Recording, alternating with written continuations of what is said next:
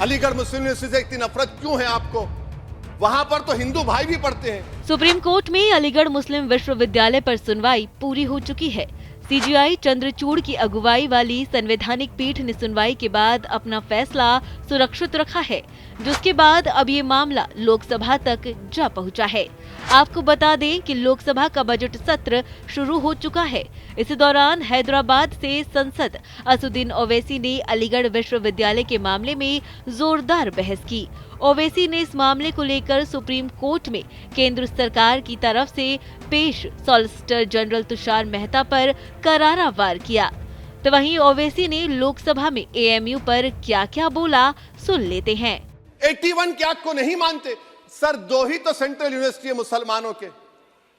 1,80,000 आप ही के सरकार के दौर में मुसलमान हायर एजुकेशन निकल गए। आप अलीगढ़ मुस्लिम से छीनना चाह रहे हैं।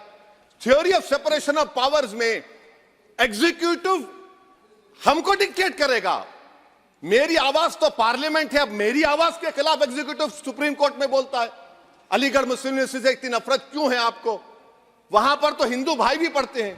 ओवैसी ने बड़े ही जोरदार तरीके से अपनी बात लोकसभा में रखी, लेकिन आपको बता दें कि अब इस मुद्दे का हल सुप्रीम कोर्ट के दरवाजे से ही बाहर निकल कर आएगा।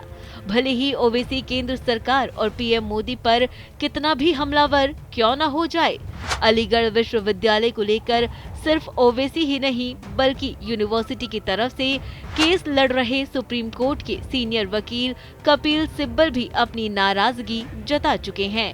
उन्होंने पीएम मोदी पर तगड़ा अटैक करते हुए कई सवाल खड़े कर डाले थे। इतना ही नहीं, सिब्बल ने सुप्रीम कोर्ट पर भी सवाल हटाए थे, वो उससे भी पीछे नहीं हटे थे। उन्होंने ये पूछा था कि सुप्रीम कोर्ट हमें ये बता दे कि हम किस तरीके से केस को लेकर पहुंचे और किस तरीके से केस लेकर ना पहुंचे। और इसके साथ ही ये भी पूछा था कि अगर हम लोग देश से जुड़े गंभीर मुद्दों को लेकर सुप्रीम कोर्ट में नहीं जाएंगे तो फिर कहां जाएंगे।